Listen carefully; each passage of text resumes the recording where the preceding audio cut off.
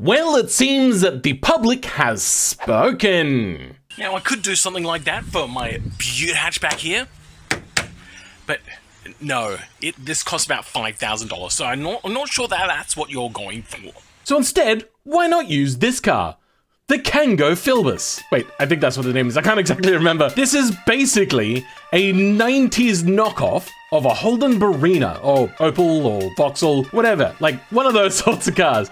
Except this one has had a pretty hard life. As you can see, they've had to replace some panels. Actually, a few panels. The interior is not doing particularly great. You can see there it looks shitty and sun damaged. Yeah, so this is a car I put together. Did a little bit of modifying to give it multiple colored panels. It's a very quiet car. Very quiet. And it's also quite good on fuel. When cruising at speeds, this thing will easily eke out 8 liters per 100. Also, it's quite fun to drift. You just get it up to a little bit of speed and you rip that handbrake. And this is meant to be a 1.4 liter version. I basically copied their engine. It's a little 45 kilowatt car. Well, now it's a little bit damaged, so that's not particularly amazing. This car normally suffers a lot from understeer. I suppose this has actually helped with that a little bit. It now gets a little bit of oversteer. Let's refresh that, so then you get a good idea of what this car is like. That's me flooring it, by the way. It's not a fast car. Oh, okay, we got a little bit of dirt here. We're gonna be doing a complete strip out of this thing, and we're going to put in a bigger engine and probably slap a turbo on it. Okay, well, I had to handbrake it, but we got it around. Oh, if anything else, if nothing else, this car does slow down fairly good, which is surprising considering it's got really narrow tires. Oh, well, there's no getting in here, apparently. All right, let's go over to automation again. This car was fast. Sorry, the Pubert, my bad. Obviously, clearly that's what the name was. And it's getting called RX for Rallycross. I don't know why I want to do Rallycross, but just Rallycross nonetheless. Now everything's going to stay pretty much exactly the same. So we're working on a clone here. It's going to be steel, monocoque steel with just your regular McPherson struts, and it has torsion beam rear suspension. So it is a fairly lively setup. The first thing you do with any cheap ass car though is you're going to change its color to just a matte black. So you've just you got some rattle can paints. Though, do we make it look really shitty and dodgy by making it leather? We could make it look shitty, like a really shitty chalkboard kind of paint. I get the feeling this is gonna look really, really bad. Maybe let's go with cloth and see if that helps. All right, so now it's got like a really shitty cloth, chalkboard type paint to cover up the fact that those panels did not match. And let's get to the technicals. This is not actually anything real. Currently, it's just got a spoiler, which does absolutely nothing, as you know from my previous videos. So this will be changing eventually, because this is something that I would do if I was making like a serious but cheap race car. I would put an under tray on there for extra aerodynamics. The seats are all going to get stripped down to a very simple sports seat. Actually, how much weight does an extra sports seat cost? We're at 900 now. Also, it only weighs an extra 6 kilos to make this a sports seat. Except the sports seat that you would put in there is like a really lightweight bucket seat, so we can drop off a bit of weight. In fact, actually, it would probably weigh less than what it previously did. There you go. A really good, no entertainment sports seat. Now, with a switch over, do we want to stay with power steering, or do we want to go to none and go for a little bit more of a hardcore? I don't know. This is going to stay front wheel drive. So no, it is going to stay with power steering. We're going to keep that in there. We're going to strip out all the safety stuff. So that's going to be a little bit lighter now, even though that is only a very small amount of weight, but still stripped out nonetheless. We're going to say that we got some coilover suspension add-ons. Actually, we're also going to increase the year here for the trim, even if this is exactly the same. So this is a new setup. We're going to go with something like a sports, and we're going to make it stiffer and then drop it as low as it'll go, which isn't very low, if I'm honest. We've got our hubcaps here. We're going to change out our steelies with hubcaps on them for something a little bit more upmarket. Got a nice white wall tire, like nice white wheels there. I'm going to make these a little bit wider as well, because these are not very wide. Actually, you know what? We should probably start with making a new engine. So, new project. And you can see here, this is the car that I was trying to emulate a little bit. You got like the little extra details down there. And you can see that I was trying to copy this one. And this was the engine that I copied, the C14NZ. But we're now going to upgrade it to a post-facelift 16 SE, which would be in their 1600cc range. So 79 in 81.5. Wow, this is an over-square engine, huh? Sorry, under-square engine. And this one would have a dual overhead valve, I believe. And this is the engine that we're emulating. It's got a 9.6 to 1 compression ratio, multi-point fuel injection, which is really good. With a 9.6, we could stick on a small turbo quite easily, actually. And I believe that these are dual overhead cans as well. Oh no, these are all single overhead cans. Oh, that's disappointing. Very disappointing. All right, overhead cam, 2-valve, aluminium head at least. Cast iron, cast iron, cast iron. And no variable valve timing. We are going to put in a higher rated camshaft. 9.6, I believe that was the correct compression. Yeah, the default is directly on point. Our turbo is going to be a small ball bearing turbocharger. You know what? No, we're going to go cheap eBay, which means journal bearing. And then it's going to be performance orientated. Its quality is going to be a little bit less though, because this is going to be a cheap eBay turbo. That is a big turbo to stick on this engine. I think that might be a little bit too big actually, but we'll see how that goes. Injection, multi-point, per cylinder, race. No, actually, this thing's probably going to stick with a standard type intake manifold. And then we're going to run a high quality fuel, probably something like a ethanol blend, so it's about a 98 octane. Tuned for a higher thing. I'm going to say that the quality here is a little bit higher than normal. RPM limit is going to be quite high. What did this normally hit its power at? Ooh. That's a really low RPM to hit its power, but we do have a much better cam in there now. As for the exhaust, it's going to have nothing in it. It's going to be completely open. We're going to go with a very cheap, like kind of 3-inch installed system on this thing, just because. Custom made, so maybe the quality will be a little bit higher. You can go to a simple exhaust shop and you can get these made for a couple $100 to $1,000 quite easily. Like anywhere in between. That depends what sort of place you're going to. Okay, so what sort of power are we dealing with? Oh god, we're dealing with a little bit of stress. We do want the higher RPM though. Maybe we'll have to limit the RPM. Yeah, maybe give it a little less of an aggressive cam then. And that is a major power increase. This thing previously had 45 kilowatts. It now has 136.8 kilowatts. So yeah, this thing is going to be considerably faster. We're also going to say that this thing got switched over to a manual conversion. A 5-speed? Maybe this thing really does like extra RPM. I don't know. Do you think there would be forged aftermarket internals for those sorts of cars? Let's go on eBay to see if there's a forged internal upgrade for this. Or maybe just Google it. It looks like... Oh wait, hold on, here we go. Vauxhall Astra Mark IV 16 8-valve piston. Yeah, wait, no, that looks like 16-valve. Why is it saying 8-valve? What the hell? Roger Dodge. God, now I have to find it in amongst... Okay, well, let's just say that maybe no, there was no forged internals version of this, which is really disappointing. We're gonna have to bring that RPM down a little bit then, which means saying that this had even less of an aggressive grind on the cam. Damn, that sucks. And we're gonna have to deal with maybe bringing that power band down a little bit. Run extra boost. Hopefully though, that turbo won't blow, but who knows? That's a lot of fuel. This thing is going to be chugging out the black smoke. Now, you can shave a little bit off the head to get a little bit of extra compression, which means that this thing might have a slightly better cylinder port and a little bit of a head shave there. Give it an extra 2 compression ratio. And I think that's a fairly decent power graph there. Still about a similar amount of power, doing pretty well. You know what, actually, this thing would keep the same sort of power band. It reckons the 0 to 100 is 9.5 seconds. Oh, we're dealing with 30% wheel spin, that's why. Okay, let's go in. So we had symmetrical front and rear tires, so then that way you could do tire rotations, which is what a lot of budget car manufacturers do. But now we're going to make these big fat wide tires. Ooh, that looks good. And we're going to upgrade the size of them as well. So these are much bigger, much meatier tires. That looks so aggressive now. I like it. What about with extra offset? Oh, can't have any more offset? That's unfortunate. And a sports compound. That's 6.5% wheel spin. 3% wheel spin? I think we're good. This does look pretty fun now. Pretty funky. As for the brakes, let's just say that we got brake upgrades from a later version car. Just completely swapped over the front suspension with that, and we got bigger discs. Because this was running 13s previously, but now we can run much bigger discs. And then we're gonna add a more racy brake pad into there, which is a very simple thing to do. You can just go up to the local car store and buy yourself some racy type brake pads. We have ABS, so we're not also too concerned about that. We'll deal with this in a minute. As for the rest of this car, I think we are good. All right, yeah, I like it. Let's go ahead and play with some of the aero in this thing. So basically, most of the car is gonna stay exactly the same. We're gonna get rid of this, and we're gonna put an actual wing on there. Something that you can just buy from a store or off the internet and place on any old car. Maybe something like this. I don't know, that's a little bit big. This is a little bit smaller, also looks like the sort of thing that you would have on a hatchback, so then it can be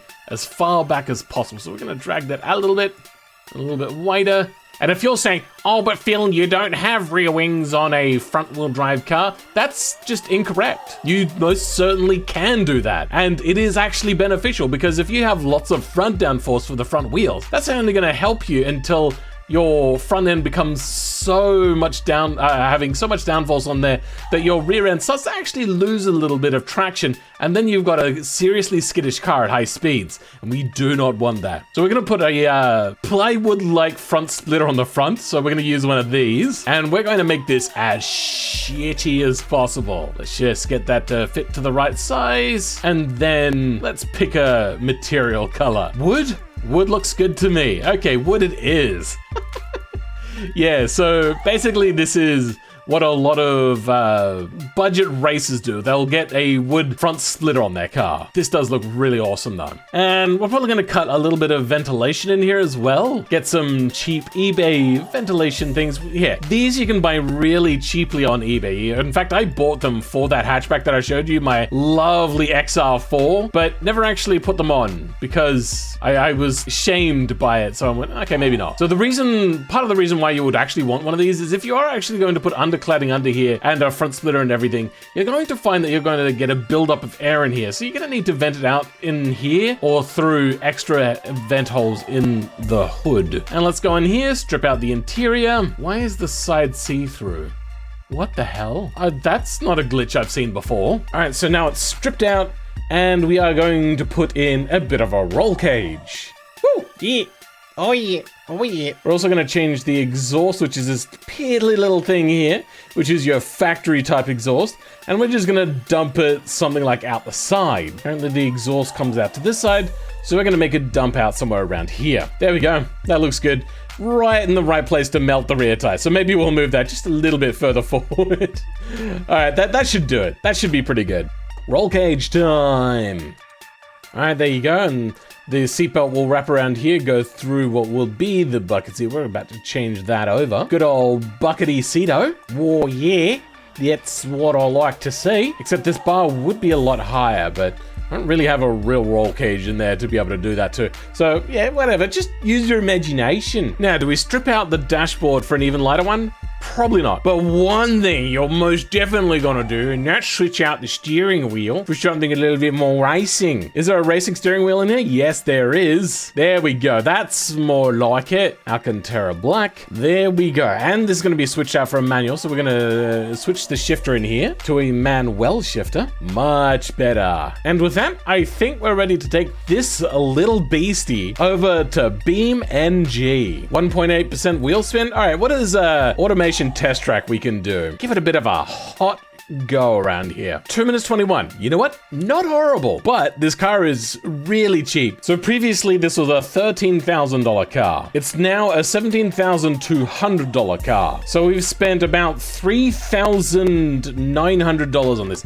Less than $4,000, which is a lot, but not a huge amount considering that in here you've got yourself a roll cage, you got a full aero package, a whole bunch of everything. You know what we haven't done? There's one thing we haven't done yet. Big holes cut in the rear bumper to let that air out, because we're not going with a full aero system, we're just venting some extra air out of here. Now this is also something that a lot of budget racers will do. It's instead of actually putting on a rear splitter, you just got extra air holes cut in there. Speed holes. There we go. We got ourselves a lovely intercooler in there. You can see a little bit too much through there. So let's also stick a radiator in there. Gotta have our racing intercooler in there somewhere. And I like it. We've lost a headlight. What? Where'd the headlight go? What the hell? 2 headlights, I know. Weird and wacky thing, right? All right, are we ready to take our stripped out car? I believe so. We're also gonna say that our aero's improved just a little bit, but only just a little bit. It reckons we're gonna get oversteer, but my only option is to go back and forth constantly on this one. All right, time to export. Now we've taken our, oh, what the flip? What happened? I'm gonna have to edit this file, aren't I? It's janked out. Oh, snap. All right, we'll deal with that in a minute. But for now, we've brought this out to our testing area, the sort of place which you could afford to go to, which is just an industrial estate that's been abandoned. And we've got it next side by side with our genuine original type car. You can see that, yeah, the chalky paint, or chalkboard paint as I normally would see people doing, it's come out okay, I think. Except I think it could be a little bit darker. Let's give it a bit of a try, see how it goes. Because this is more of like a gymkhana type car. So far, pretty nippy. This thing likes to go quite hard. Oh, yep, got a little bit of a handbrake going on there.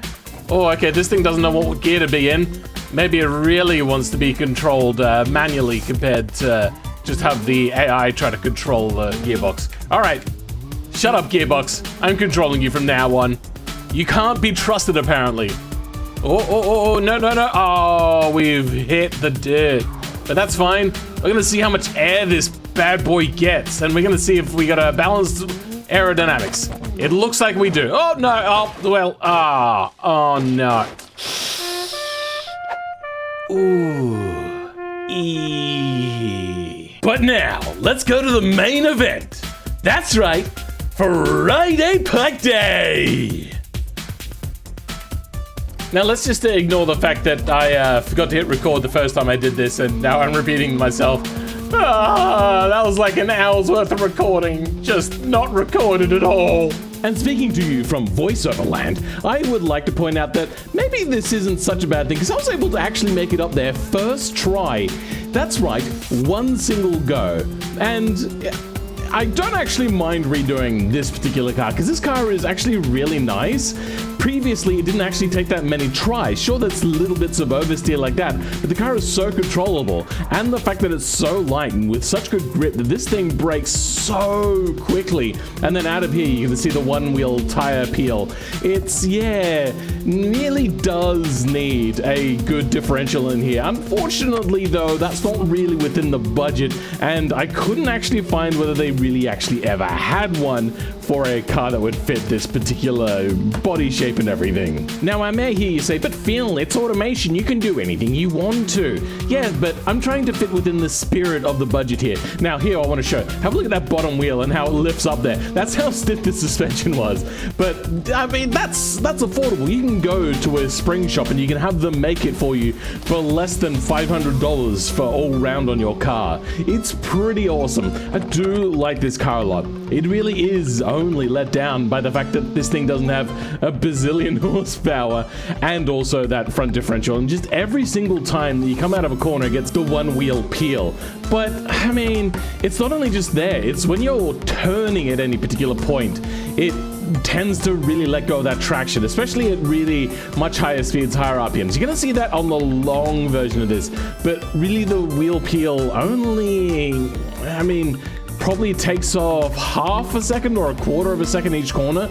So on the short one, you're not going to see much of an issue, but on the really long race, it's going to become a real big issue. And you can see that the time isn't quite as amazing as what one would hope, but this car does weigh considerably less than a ton, so it really makes up for it in other ways, one of which to mention is that incredible braking. You can see here, really late on the brakes, and even then, like, I've braked way earlier than what I probably needed to anyway. Added to the fact that the downforce is helping a little bit, though we don't have a huge amount of downforce. I found that we didn't need a lot of downforce because the car is so light, and yes, this car does get sketchy sometimes, does get a little bit oversteery, but with its just real snap back to center and the fact that it doesn't actually have one of those really good front diffs, it just wiggles back into straight lines. It doesn't really have a whole lot to complain about. It just does it. So here we are, brake late on the last hairpin, get a little bit of handbrake in there and get the corner turned around,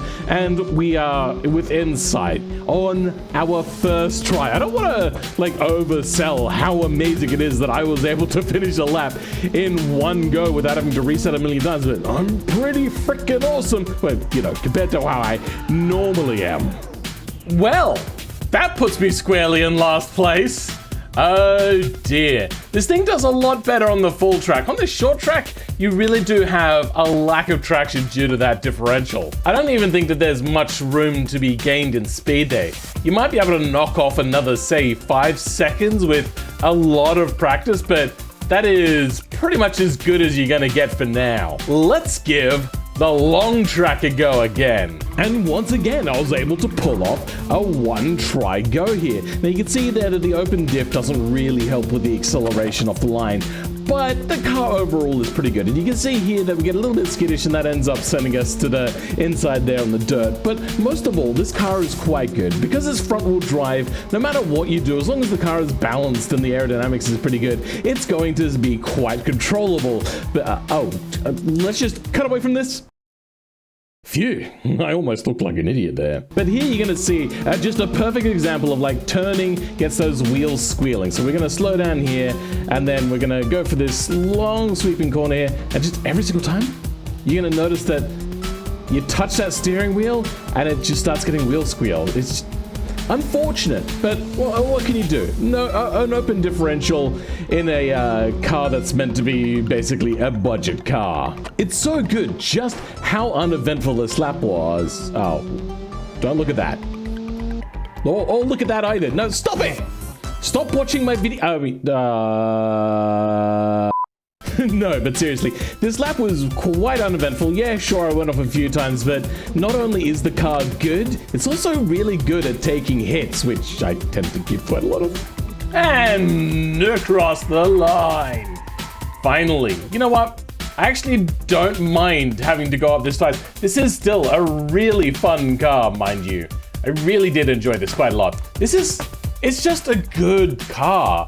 Nothing really goes wrong with it apart from the fact when I crash pretty much every single time and lose my splitter before I reach the top. Yeah, and I'm not even gonna gripe with the fact that the last time I went up here, I was able to knock off nearly 40 seconds from this time, but that's probably because I didn't crash and lose my bumper quite so early. Oh dear, yeah, so you can see that this is not near the top, but it is actually considerably faster than the time I did that 1916 car. Yeah, hooray for me. This is going to go into the BeamNG repository. It may not go up immediately, but it will be there along with the other version of this car, and you can try it out. Oh, yeah, it's also faster than the Ace Beefcake. So, I hope you guys enjoyed this race today. I'm probably gonna do a few more in the series of like cheap budgety type cars type thing. I may do one with like a knockoff Crown Vic. I may ask somebody in my Discord to make that for me. And yeah, just have a lot more fun with this concept of taking out cheap cars. It seems that this is something that you guys want, and I will probably keep going with this sort of stuff in the future.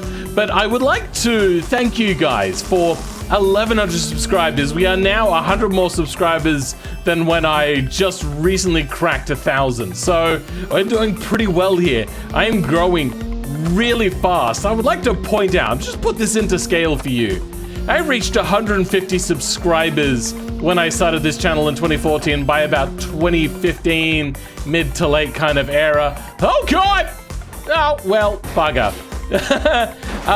Yeah, and then it just stayed there until last year, about midway through, when I started making automation BeamNG videos. You guys have really enjoyed them, and I love the fact that you guys are still hanging around, still watching my stuff, getting hundreds of views really quickly as well. And I love you all. Thank you, and I'll catch you guys next time, now that I made this super awkward. Goodbye.